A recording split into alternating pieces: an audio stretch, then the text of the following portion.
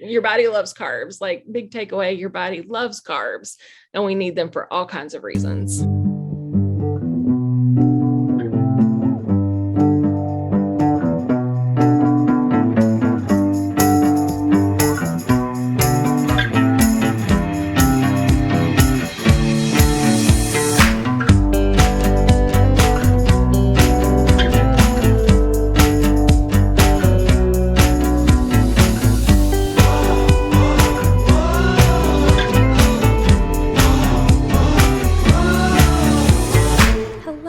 Welcome to this week's episode of the Uncovery podcast. My name is Maddie Quinlan, and I'm recovering from anorexia, and I talk about it on this podcast. Today we have a very exciting guest, and before we just jump into the interview, a little update. Happy belated Canadian Thanksgiving.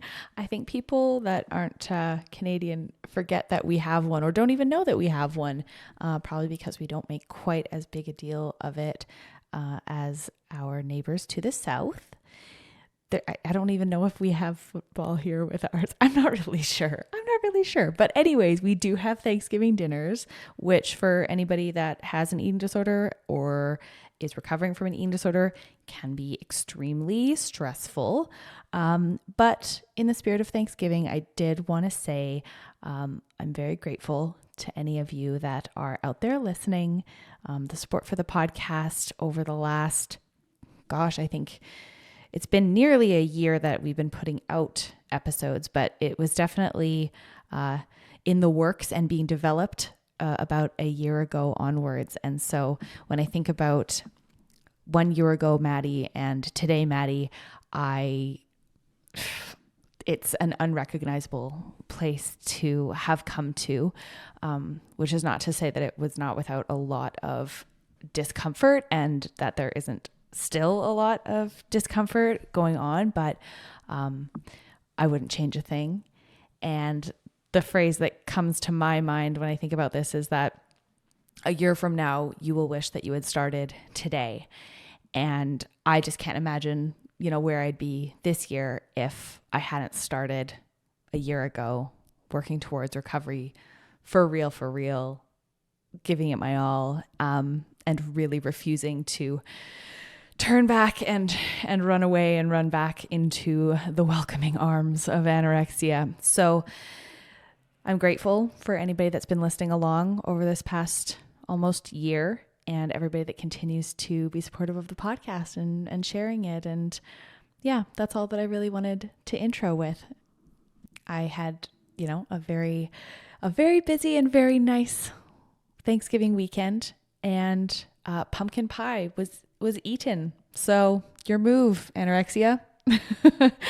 Okay, let's dive into this week's guest. Speaking of pie and meals full of fear foods and carbohydrates, this week we are talking about Oats and Feelings, which if you have listened or if I've ever talked to you about this out in the real world, it's this phenomenon that I identified when I was sort of refeeding in the first round of recovery that I had several years ago, where I would find when I would eat oatmeal or something that had a lot of carbohydrates, I would be so emotional, and not necessarily in like a stressed out, this is a recovery discomfort emotional. Like I felt my feelings. I would find myself crying. I would be joyous. And so I've always wondered if this was a common occurrence or whether this was actually tied to the oats, and if Oats and Feelings are indeed as connected as I feel them to be.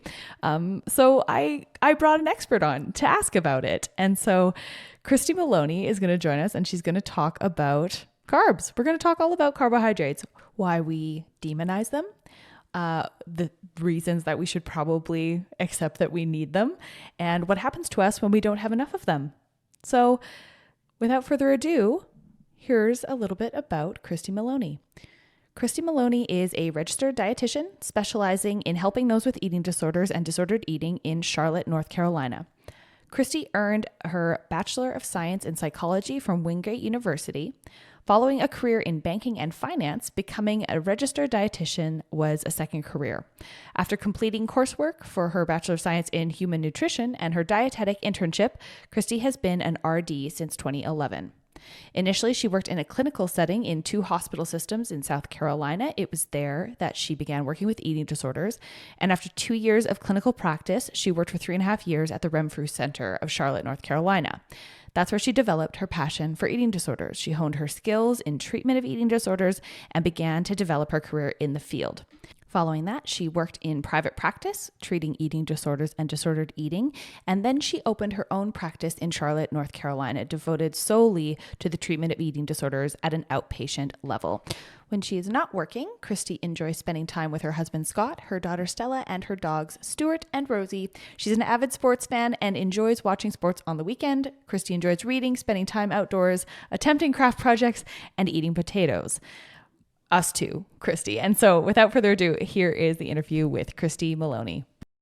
Christy Maloney, welcome to the Uncovery podcast. Thank you. It's so great to be here. Thank you for having me. Absolutely. So, we're going to dive into all things food and carbs and dietitian life, but I want to have you sort of set the stage. Tell us a little bit about who you are and what you do.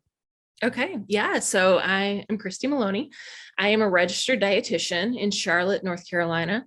My path to getting here was working in banking and finance immediately after college. My first degree was in psychology, then worked in banking and finance, and I hated it. It was not for me. And then I went back to school to be a dietitian, got a degree in nutrition, and then did my dietetic internship in 2011. And I've been a dietitian since September 2011, actually, coming up on 11 years. But my first couple of years, I worked in clinical settings, so in hospitals, that kind of thing. And then in 2013, I went to work in higher levels of care at an eating disorder treatment facility. I worked there for about 4 years, and then I've been in private practice, I guess, almost 5 years. The first couple, actually, a little bit over 5 years. The first couple were with another group practice, and then I've owned my own practice, Enhanced Nutrition Associates, since February 2019. Amazing. Yeah. Wow. And such an interesting transition. So I don't know if I've ever mentioned on the podcast before, but I also come from a finance background, and I didn't depart because I hated it. It was more of like sort of a transition into things that were more behavioral based, more psychology based, but your story is certainly not unique. What drew you into sort of dietetics and eating disorders specifically? Yeah. So with my first degree being in psychology, I had a real interest in just sort of that realm of behavioral science. And so learning more about that throughout, undergraduate, then when I went back to school, I wanted to be one of two things. I wanted to be a therapist or a dietitian. So I knew I had a real interest in food and nutrition and health. And I thought that, coupling that with a psychology degree, eating disorders might be a really great field to work in. And it turned out to be just that. I'm able to combine those two knowledges together to help treat clients that do have, of course, eating disorders. Awesome.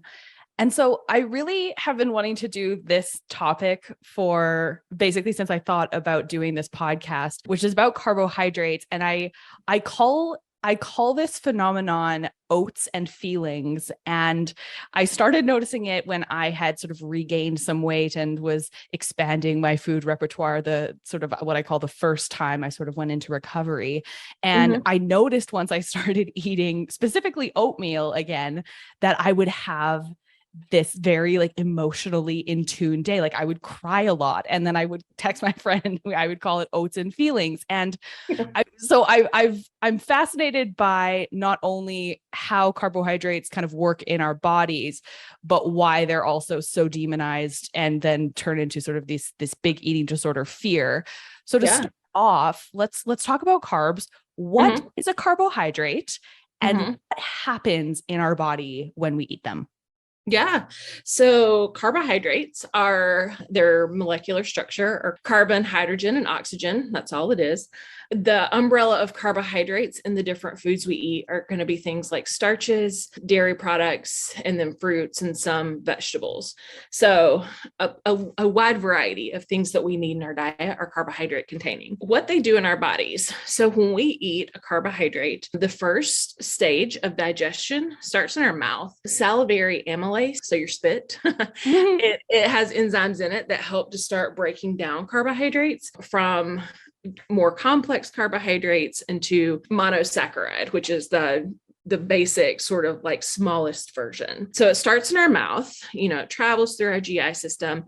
When it gets to the upper parts of our small intestine, so the duodenum and jejunum, which are apparently really hard for me to say. I wasn't even going to try. I wasn't even try. They get broken down even further into monosaccharides. So the monosaccharides, so the basic versions of those things are fructose, galactose, and glucose. So those things, fructose, galactose, glucose, there we go through our small intestine into our bloodstream. They hit our liver. The liver breaks down fructose and galactose also into glucose. And so then in your liver, you have a bunch of usable glucose. So glucose is our body's preferred source of energy. Our brains run almost exclusively on it. Our central nervous system, it really fuels every cell in our body. So at that point, the glucose is sent out to cells. It's broken down into usable energy for the cells. And then, that's what gives us the ability to think and move and run and do all the things that we want to do. Any glucose that is not used is stored in our liver, mostly in our skeletal muscles and a little bit in our cardiac muscles as glycogen. So insulin takes glucose from the blood, and I don't know if you can hear my dog snorting right now. If you hear it, it wouldn't bother me one bit if I could. Okay, perfect. Anyway, sorry. So glucose in the bloodstream. So insulin is the hormone that takes glucose into the cells. So when things are getting stored, insulin's going to take it into the muscle or the liver. And then when we need it, so when we're in a fasting state between meals or overnight, glucagon is the hormone that takes glycogen out of the cells and it's turned back into glucose for usable energy in the absence of having had a meal or a snack in the last few hours. So that's basically kind of the simple breakdown of how it works. Oh, that is perfect. And that's such a great explanation. And although I'm sure at some point in biology class, I may have known this it's still very new to me now. So it sounds like when you're eating, these things are being broken down. And at some point, it's all just essentially being broken down into a form of sugar. Glucose, which is glucose. And so then are all of the different things that we eat that are, sort of carbohydrates, are they all more or less equal? Are there better or worse ones? Yeah. Yeah. So when we think about carbohydrates in our diet, every carbohydrate you eat is going to be broken down into glucose. Kind of like period, the end. We know that some foods have a different micronutrient panel than others, right? So if you eat an apple, it's going to have different vitamins and minerals than if you eat a slice of bread versus if you eat ice cream, right? Like that. Right. Carbohydrate comes with other things in it, which is why, the variety in foods is so important. So you get a little bit of everything or a lot of everything, depending on what your needs are. But carbohydrates end of the day broken down into glucose, and your body doesn't know the source of that. So, to kind of come back to what you were saying, us demonizing and villainizing foods, your body doesn't know if you got carbohydrates from an apple or a cookie. And I want to caveat that by saying I believe wholeheartedly in food neutrality, but I know kind of societally we would view an apple one way and a cookie another way. But it's all broken down into glucose, and your body doesn't care where it came from. So save for micronutrients and things like fiber or water or other things that come along with what we would say are quote unquote, healthy carbs like an apple. At the end of the day, your body is actually just producing the same energy. Right. Yes. Okay. Absolutely. This is important. And so is there then where did all of this demonization of carbs come from? Why did we get so afraid of them? And I mean, we as a society, but I also mean we as eating disorder experiencers. Yeah, yeah. So if we really kind of look back at the history of just dieting, really, diets have been around. One of my favorite references is Christy Harrison's book, Anti-Diet. She does a really excellent job of laying out the history of dieting and just kind of like where it all began back in the 1800s. But I would say if we can really fast forward into the late like 1990s, we saw the rise of mega dieting. So in the 90s, it was all about high carb and low fat. I remember as a kid, having Snackwell's cookies and all of these things that were just extremely low fat foods. And so then kind of in the late 90s, really the early 2000s, with the resurgence of the Atkins diet, which began in the 70s, but kind of came back, in the early 2000s, the South Beach diet, that kind of thing. We really transitioned at that point to a higher protein, lower carb, moderate fat as a society. That's what we were focused on. Really, what happens at the outset of a low carb diet is people do lose a lot of weight in the first week. And I know we always hear, oh, it's just water weight. And that's the truth. Carbohydrates mix with water easier than protein. So if you think about like when you put sugar into water, what does it do? Right? Like it dissolves together so easily. Exactly. Yes. Mm-hmm. And so if we think about that in our body, when we eat carbs, we do retain more water because those two things mix in a way that proteins just don't. And fats just don't. If you put a lump of chicken into water, what's it going to do? Nothing. So, people lose a lot of water weight in that first week. And then it's like, oh, well, off to the races. Here we go. I'm going to, keep losing weight on that. And that kind of was where that came from. I feel like, with any eating fad, there has to be something new and exciting for people to sell you things, to sell you books or meal plans or coaching sessions, like whatever it is. If it's not kind of constantly being reinvented, there's nothing to sell. So, early in the 2000s, that new thing happened to be high protein, low carb. And then, as we've kind of transitioned through the years, we've seen clean eating, we've seen paleo, we've seen keto, which is high fat, medium-ish protein and low carb. We've seen it all kind of come through. But ultimately, the low carb stuff really kind of originated big time in the early 2000s and has kind of lingered. We do see some people that, advocate for clean eating. And if you could see me doing that, I would do that in quotes because but we do see people advocate for clean eating, for veganism, which inherently is not a bad thing, but can be used as part of an eating disorder. Having higher carb diets, which, I think is good. And I feel like maybe low carb is, maybe has had its day in the sun and it's going away, but that's kind of generally the history of it, right, to how we got here. That's so interesting. And so all of the diets and all of those different mentalities that you've mentioned, I'm like, yep, check that one off. Like have done it all, have tried it all. And it's all been intrinsically completely linked with my eating disorder. But it's interesting, as you say, my very, very first experience with and I'm going to use air quotes because it's apparently what we're doing today, a nutritionist, quote unquote, nutritionist who was, worked at the gym that I went to. And, I had been feeling a little bit uncomfortable in my body. I was going on a trip to Mexico in, several months, and I wanted to lose some weight. And the very first diet that I was ever put on by her was very low carbohydrate.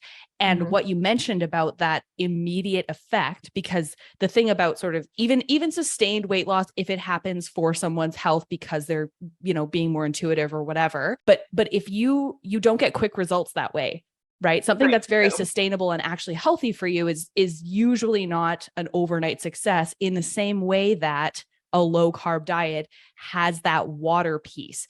And so immediately you're like, oh, wow, I feel lighter. Like I feel like leaner, all of this. And it is just water, and it isn't then sustainable. But you get hooked very easily by that immediate gratification, or at least that was my experience.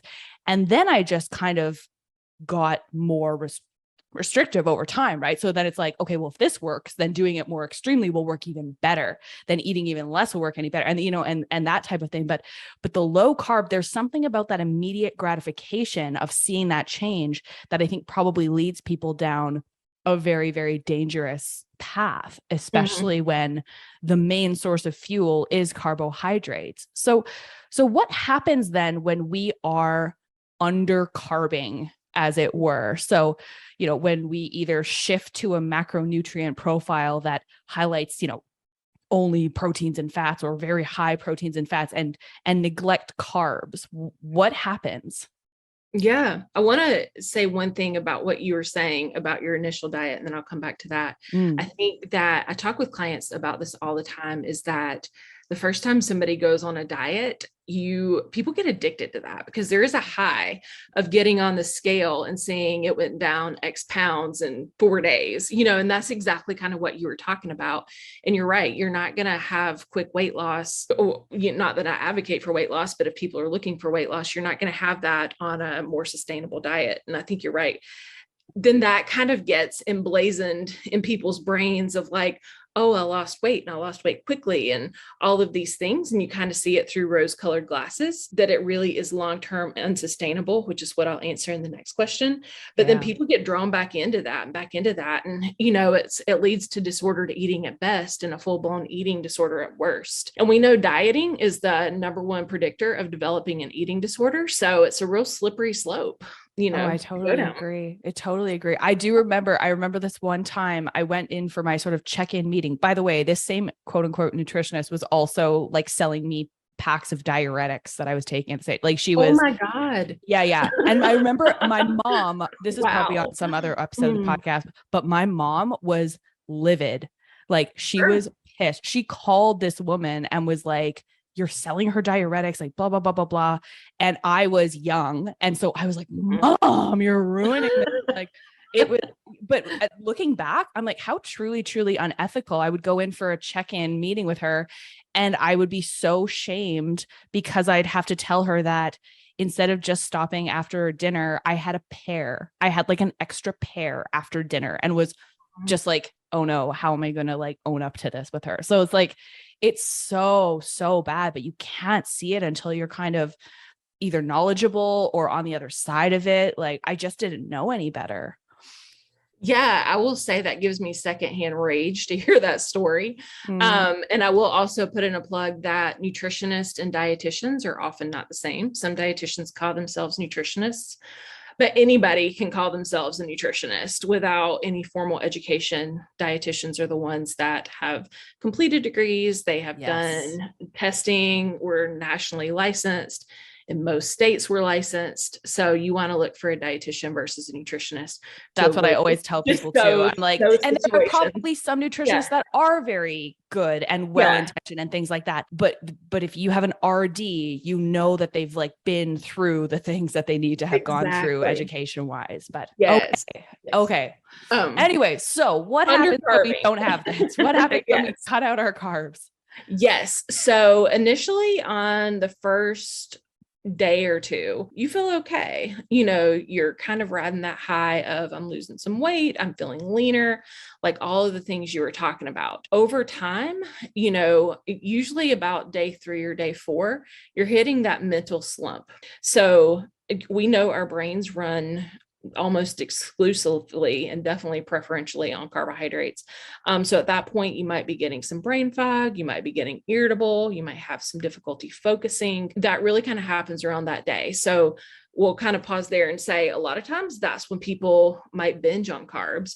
You get to that space and you're like, I'm so hungry, I'm so tired, I'm so irritable, I just want to eat all the carbohydrates. So that's kind of scenario 1. If somebody pushes through that and they are continuing to have a low carb diet, over time, we know that the person is going to be devoid of nutrients, carbohydrates like fruit and whole grains, starchy vegetables. All of those things come with different micronutrients, so vitamins and minerals that are critical to our survival. So over time you're going to become nutrient deficient in a variety of things, especially, we know that a lot of the B vitamins are housed in carbohydrates, so it's common for those things to kind of go down, and we know that B vitamins are the ones that give us energy, so it naturally just kind of depletes our energy resources. So you'll kind of see that over time. I've definitely seen people that are so low carb that they go into ketosis. Yeah, explain ketosis, because this is the whole keto thing. And I'm not convinced that I fully really understand what this is, except for like a huge fraudulent conspiracy. Fraudulent. I love it. So ketosis, aka keto, essentially what happens when your body depletes itself of carbohydrates within the first couple of days after following a low carbohydrate diet, then it kind of your body switches to using protein for fuel for a little bit. So amino acids from food or muscle, and then it switches to using fat for fuel. Now, when I say that, I recognize that sounds super sexy, right? Like fat for fuel, yes. But essentially what happens is your body takes fat inside your body and it goes to the liver and it's repackaged into ketone bodies. So then in the absence of glucose, your liver has turned fats into ketone bodies, and ketone bodies are sent out through your body to be used for fuel. A couple things there. So it forces it to turn protein and fat into another source of energy because it can't get any carbs. Right. That sounds like a lot of work for your liver. I have seen people, yes, that have come in that have been following low carb diets for a long time, have very elevated liver enzymes. So, and I also want to note that that could be for people following a low carb diet. And I've also seen that for people that have restrictive type eating disorders, because your body essentially does the same thing in the absence of adequate nutrition. Very hard on your liver. And that is an excellent point.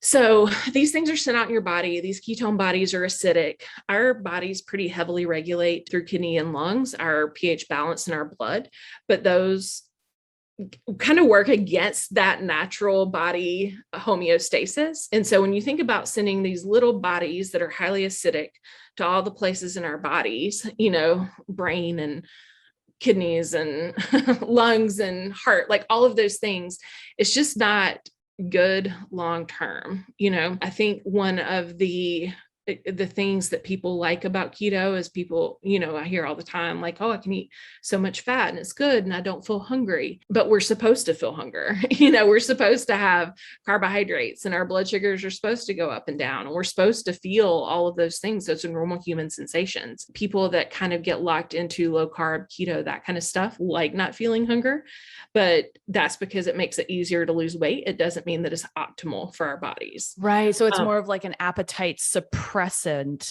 than actually satisfaction or satiation, because fat is satiating. And I do notice that, throwing a little fat in is kind of what keeps it keeps the energy sustained in some way, is sort of just what I notice anecdotally for myself. Yeah, absolutely. So if you think about carbohydrates, when we eat those, that gives us energy. Protein keeps our blood sugars nice and level. Fat keeps us full for longer and also helps maintain that blood sugar regularity as well. Right. Yeah. So that's kind of generally how all of those things work. Yeah. Keto is definitely, I feel like maybe we're moving away from that some, but I don't know. I still see it a lot. I don't know. Here's my theory. And this, obviously I have a different lens than sort of like the average person because of everything that I've dealt with and how in this world I've kind of been. But I have this feeling that if it's keto that's going, it might just be a result of all of the diet culture nonsense kind of shifting all at once. I don't necessarily anticipate, just God willing, that we would go into then say another phase of the low fat, fat free, and that we would have another entire fad of that. I think we might actually be moving out of this diet culture. Maybe we're just exhausted as a society, or starting to get more open with these discussions about this is complete nonsense. Why are we doing this to ourselves? So I'm at least a little bit hopeful in that regard, but I don't know that it's necessarily just a keto thing or like a carnivore diet. I'm like, Yeah. people are like, they're so gung ho. They're like, I've never been more productive and focused. I'm like, I feel like your cells would beg to differ. Like, I think they're actually screaming at you. Yeah. Yeah. Oh man, I know. Well, I will say, moving away from diet culture, I agree with that. I think that I'm an elder millennial. So, I feel like with, people my age and younger that have watched parents, especially moms, grow up dieting. And I know I witnessed that in my own life. I love my mom so much, but I did watch her hate her body for most of my life. And I watched her diet over and over and over. And I mean, that was part of why I went into nutrition, was kind of like to figure out like what actually is the deal. But people, I think, again, my age or younger have watched that for so long that we're kind of saying like, no, I'm not doing this anymore. I'm not spending my life counting calories or points or fat grams or like whatever the thing is at the moment. And and I know personally, and I know other people have just kind of felt the same way of there has to be a different, better way. I also think that as a society, we are really beginning to challenge the thin Eurocentric body ideals that we have consistently had in the past. Yeah. And as we are more welcoming to just general body diversity, I think that the diet culture stuff, for lack of a more specific term, will start to decrease because if we are not upholding the thin Eurocentric ideal, then the need to diet over and over and over to obtain that goes down. Right. Like, then what are we doing this for? Exactly. Like people are not messing with their diet, generally speaking. And there are exceptions of people, who really want to do it for like optimal health and performance and athletic, like whatever that is. But by and large, people are doing dieting to mess with their body, to control and change and shift their body. That's just the truth. That's an overarching thing. So yeah, I agree with you. I think that's, well, we can fingers crossed on that one. And I think that, well, people like you and hopefully podcasts like this and just more of this conversation just continues to move the needle, just like chip away at it a little bit at a time until we're like, remember when we used to diet like that? Like, gosh, that was awful. Why did we do that to ourselves? Yes, absolutely. Did you find that, watching your mom diet or those types of influences, did you ever feel pulled to do that or have any experience doing it yourself, whether or not, that was 100%, disordered or eating disorder, but just in general? Yeah, I will say a little bit of my personal history is, I will say after college, I fell victim to the low carb thing, early 2000s. And then that was kind of the rose colored glasses for me of doing South Beach diet. And, exactly what you're describing of kind of getting wrapped up in that, and you lose weight and people compliment you and it really sort of validates what you're doing, which led down the path to even more kind of disorder for me. When I went back to school, it was because I wanted to understand the science of nutrition, but I also wanted to help people lose weight. And then, I got in the field and I was like, oh, when I am trying to teach people how to lose weight, I'm actually not focused on health behaviors. And I actually, like, as we're going to weigh in quotes again, as we're going to weigh in, as a provider, I was feeling anxiety over what is my explanation going to be if this person doesn't lose weight. And that for me was when I was like, no, there has to be a better way. Like, everything I've been taught is not helpful. And that was sort of the light bulb moment for me. But, short answer, yes. I was very heavily immersed in diet culture and diets and weight loss and that kind of thing, to the point that, I was never formally diagnosed with an eating disorder, but I certainly was teetering on that. But yeah, becoming a professional, like many people in the field of dietetics are, it was kind of drawn to that, to kind of be immersed in this passion that kept my weight low. And then I got into the field and I was like, oh, no, this is not what I want to be doing. Yeah, we got to get out of here. We got to get out of here. Yes, absolutely. So I want to focus on mood for a minute with this whole oats and feelings thing, because I have always wondered, like, what is the reason that when I start kind of eating carbs again, or on days where I have oatmeal, that I'm feeling a lot. Is that science, or is that in my head? Both maybe, but that being in your head, not that you're not okay, but just that it's anxiety triggering. Kind of the science behind carbohydrates and mood. And I know this isn't directly what you're asking, which I'll get to, but whenever we eat carbohydrates, it kind of, what happens is it allows tryptophan, which is an amino acid, to cross the blood-brain barrier, which produces serotonin in our bodies. So food definitely does have a direct impact. Serotonin is a neurotransmitter that enhances our mood, makes us feel happy. It's why people have comfort foods of mac and cheese and not generally broccoli. It's higher carb, and it helps us produce serotonin, which makes our bodies feel better. But to answer the question kind of in the way you've asked it is, whenever somebody has oats and they are eating, if there's a history of a fear of carbohydrates. So one of the big things we talk about in eating disorder treatment are fear foods or anxiety foods. If you eat oats and you have all the feelings, it's because generally your anxiety has been triggered. You're more just sort of, I don't know, what's the word? I mean, your anxiety's high, you've been eating disorder triggered, you've kind of poked the bear. So that does create some subsequent big feelings, And so with the oats and feelings, and I would imagine you saw this along the way, is that the first time you did it, the feelings were super huge, big. You felt like they were going to eat you. And then over time, you had the oats and the feelings were less, to the point that now maybe oats don't feel triggering feelings wise at all. And so, with the anxiety over that, with the feelings you were feeling, I kind of liken it to, for my clients, that when you're doing something that invokes anxiety, you have to do that thing repeatedly over and over to make that anxiety go down.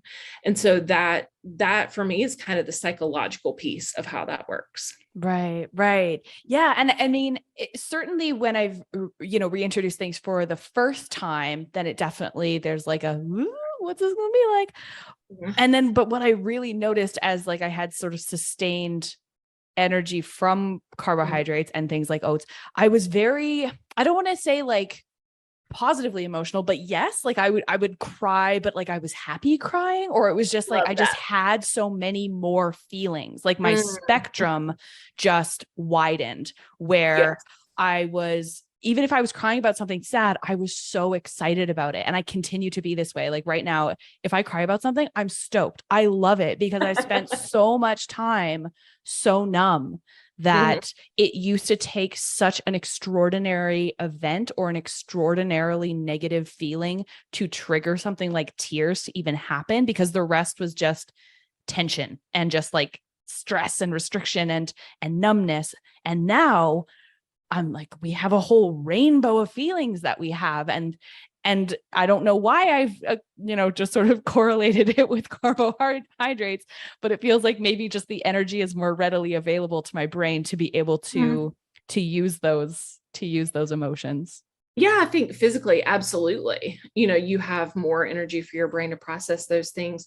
But then, whenever someone's engaging in the eating disorder, it is a coping skill. For some people, it can be adaptive depending on the circumstances, but often it's maladaptive.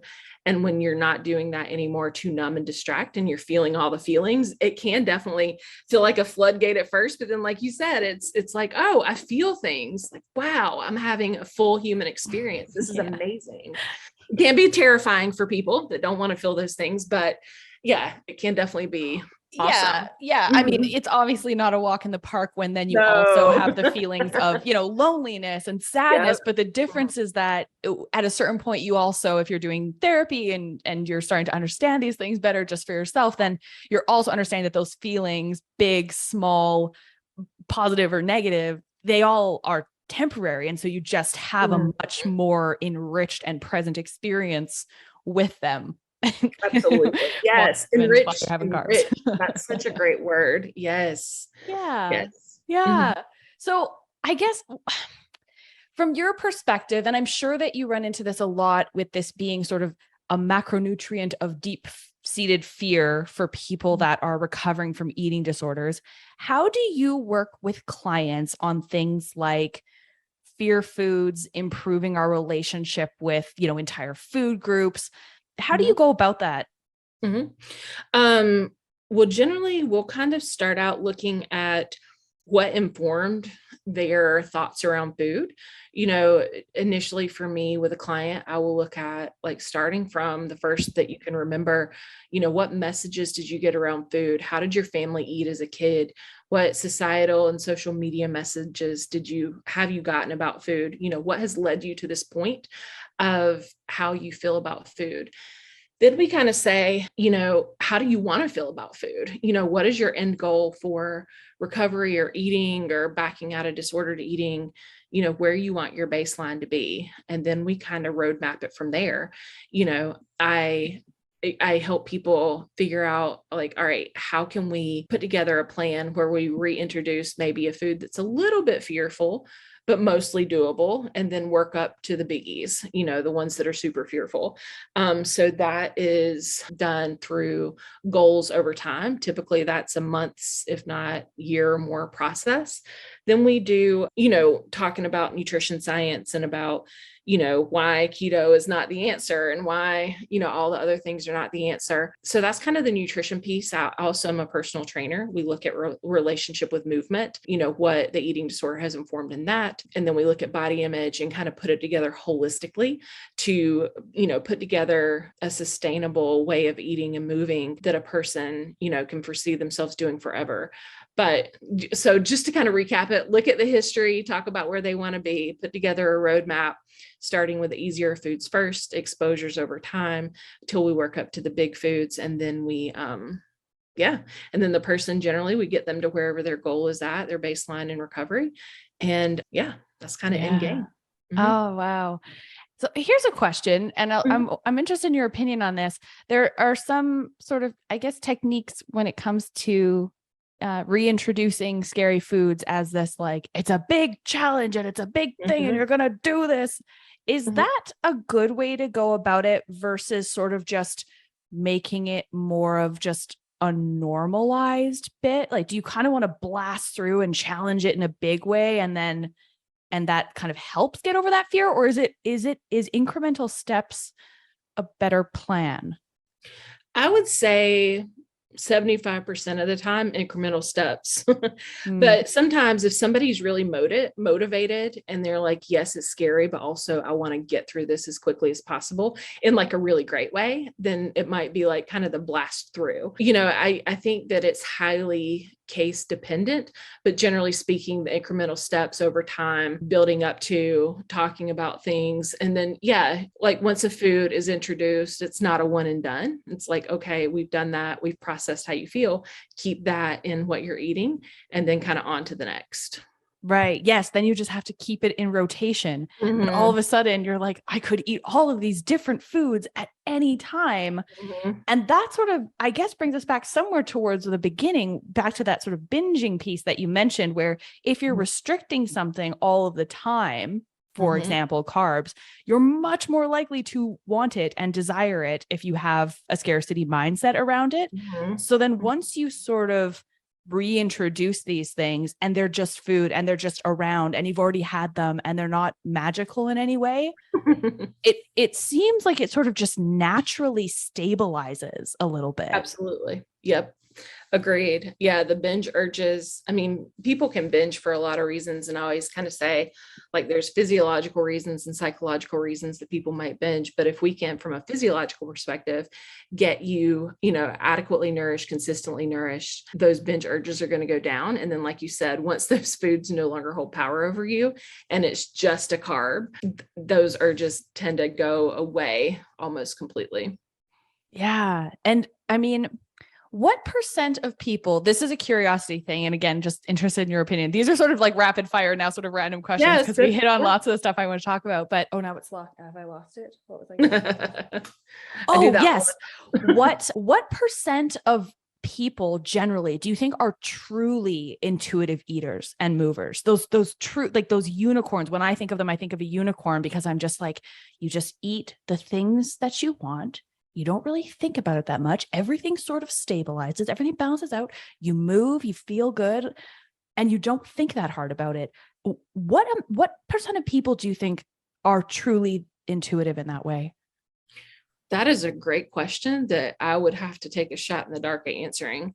I know, I saw the most recent statistic is that 9% of people, almost 1 in 10, develop a diagnosable eating disorder at some point in their lives. So that's anorexia, bulimia, binge eating, OSFED, or ARFID, right? So 9% of the people. Outside of that, we know that a large majority of people have some form of disordered eating. So that would be not eating in a way that is, quantifiable or, classifiable as a full-blown eating disorder, but not an adaptive way, not a health of eating, not a healthy relationship with food. So out of that remaining 90%, I don't know. Let's say maybe 25 to 30%, maybe. That would be my guess, but don't quote me on that because I don't have any science or data to back that up. Random, shot in the dark. I'm just sort of trying to get a sense of your opinion on it, because to me, even the very tiny, insidious types of diety behavior, or that's good for you, that's not, even that kind of thing, or being like, oh, well, I had this, so I'm only going to have a little bit of this. That is, as far as I can tell, that is nearly everyone, so many people. So yeah, the whole being able to get in touch with our bodies, being able to truly reach intuitive eating, that to me seems like the absolute dream. Do you see a lot of your clients that have suffered with eating disorders? Have you seen a lot of success in them truly getting to sort of that intuitive place? Yes, absolutely. That's one of the things that, in a first meeting with a client, I really talk about, what do you want your baseline in recovery to be? My goal for everyone is intuitive eating. And I say that all the time, but I recognize that everyone's goals don't align with mine always. But for the most part, people want to get to that place. And for the most part, they do. The biggest, predictor of that is motivation on getting to that place. But if somebody's motivated and they are over it, they'll get there. Yeah. Oh, that's good. That's great. That's great news. Yeah. I'm very excited to potentially one day be there. But I have to sort of keep asking the question and keep talking myself through it, because I'm like, I believe that this is possible, even though there were definitely times before, even worse, where I was like, this will never, ever happen for me. I'm never, ever going to be able to eat these things. I'm never, ever going to be able to, I'm just going to have to adjust my life to never doing these things. And this incremental, because for me, it really has been this more incremental process. At each turn of that, I'm learning more and more that it's less and less of a big deal. And that eventually you just sort of walk yourself towards that, and you look back and you're like, wow, this is so different. I didn't think I could do this. So I just have faith that eventually you just got to get to the other side. And so I appreciate all of the insight that you've given, and the science behind carbohydrates, because that's another thing that, at least for me, and I think for other people, the nutrition science really demystifies some of the fear, you know? It's just your liver's just breaking it down into sugars, and you're just making energy of it. That's it. That's all that's happening. It's not that big a deal, right? I love that. I'm going to use that. Your liver's just making some energy right now. It's all good. That's all that's happening. Just that's it. That's it. Yes. It's not that deep. It's not that deep. Your body loves carbs. Big takeaway, your body loves carbs, and we need them for all kinds of reasons. Yes. Oh, wonderful. So I want to make sure that we give all of the, relevant links and access to all of your things that you're working on, but could you tell us sort of where can people find you? Yeah. On Instagram, my professional, but the just me account is at eatingdisorder.dietitian. For my company, Enhanced Nutrition Associates, our handle is at Charlotte_dietitians, and my website is enhancednutritionassociates.com. Amazing. Christy, it has been so wonderful to have you, and I really appreciate you being on the podcast. Absolutely. I've enjoyed it. It's been a really great conversation.